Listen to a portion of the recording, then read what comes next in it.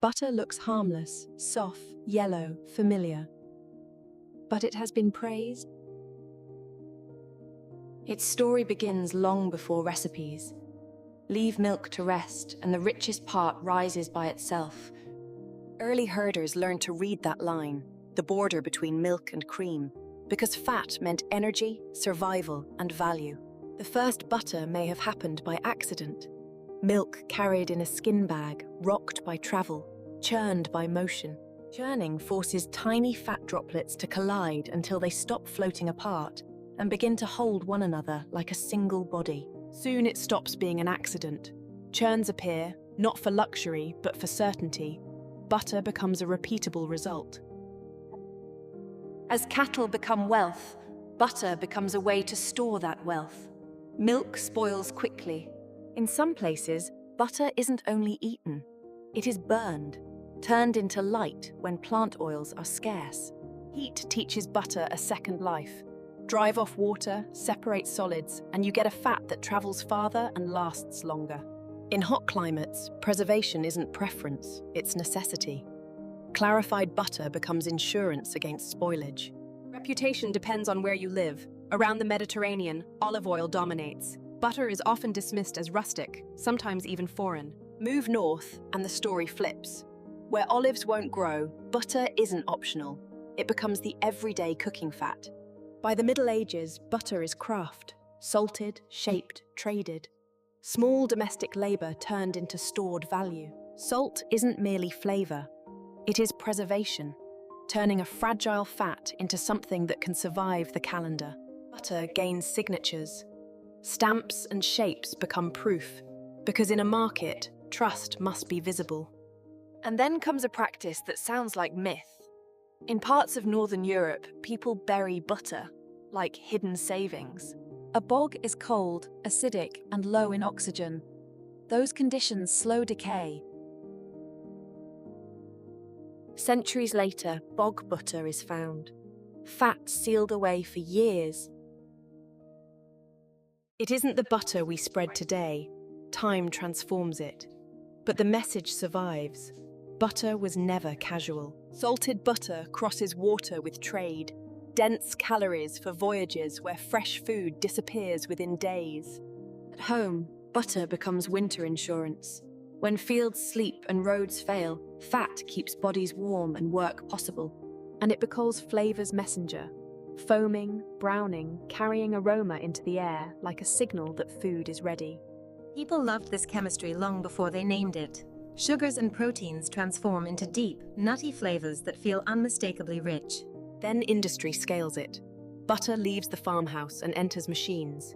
Bigger churns, colder storage, wider distribution. Cold changes everything. With ice and refrigeration, butter stops being seasonal. It becomes steady, available, predictable. But consistency invites imitation. Once butter is everywhere, someone will try to make something that looks similar, cheaper. In the 19th century, margarine appears, a substitute built from industrial ingenuity and the pressure to feed crowded cities. To many eyes, they seem close. Socially, they become opposites, one farm, one factory, and suspicion follows the cheaper one. War tightens butter into treasure again, measured, rationed, protected, because fat is energy, and energy becomes power.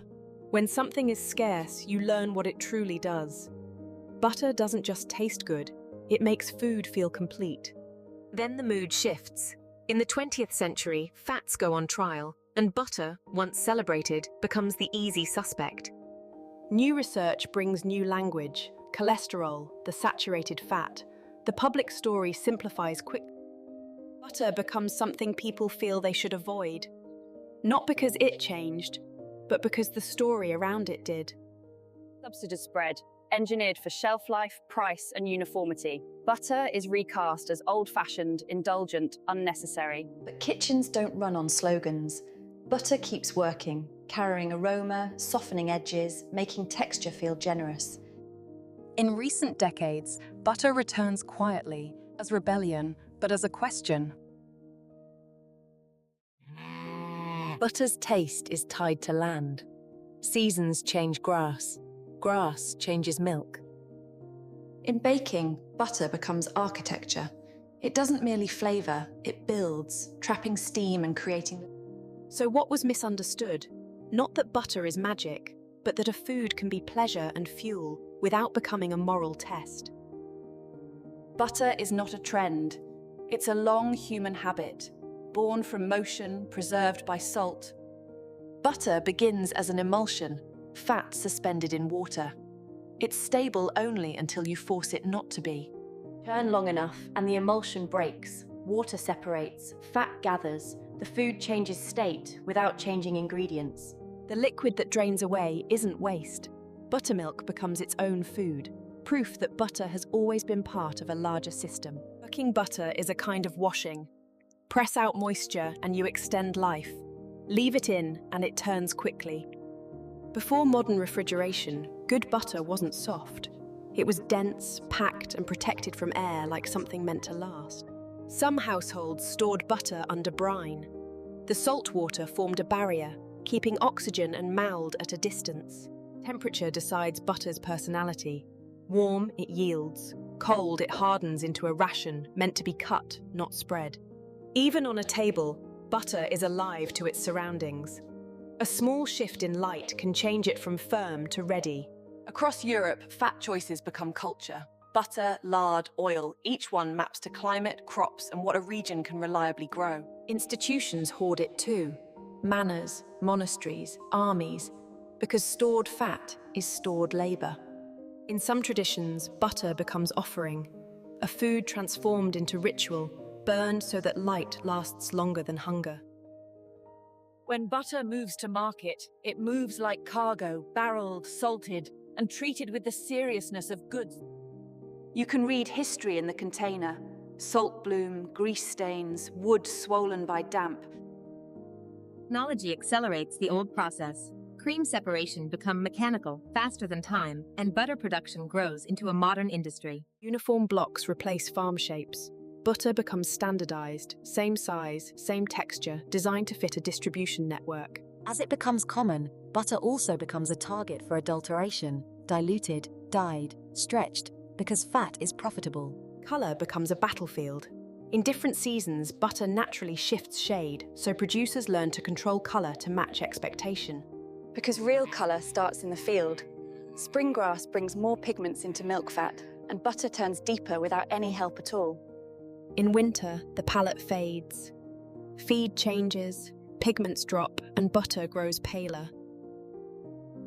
Modern cold storage makes butter feel timeless, but it isn't.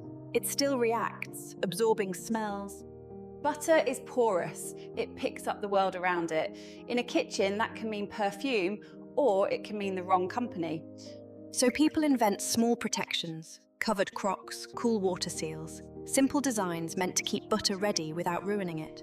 In cooking, butter's true talent is emulsifying again, turning back into a stable sauce, carrying flavour in a smooth, quiet wave.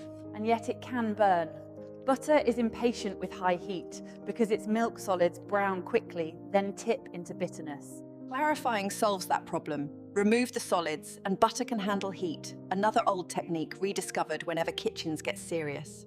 In pastry, butter become engineering. Layers of fat and dough trap steam, and a flat sheet rises into flakes.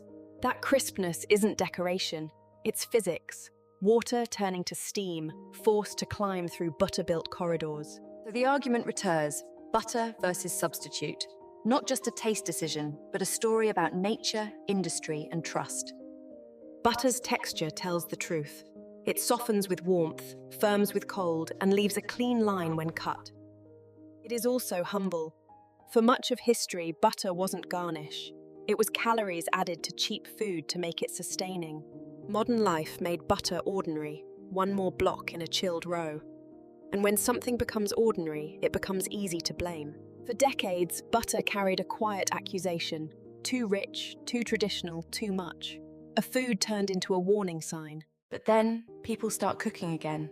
Ingredients reappear on counters, and butter returns, not as a rebel, but as a tool. Even its texture can be changed. Whipped for air, browned for depth, clarified for heat. One ingredient, many personalities. Brown it, and butter becomes almost nut-like. an ancient trick that makes simple food taste as if it took far longer than it did. This is why it survived every argument. Butter is efficient pleasure, tiny amounts changing texture, aroma, and satisfaction. Butter has always lived between science and instinct, what the body craves and what the mind is told to fear. Strip away the debate and you're left with basics: milk, time, motion, and salt, simple forces that humans learn to guide. The misunderstanding was never about butter itself. It was about what we project onto fat. Butter isn't a modern obsession. It's an old human solution: how to store richness, share warmth, and make simple food feel like enough.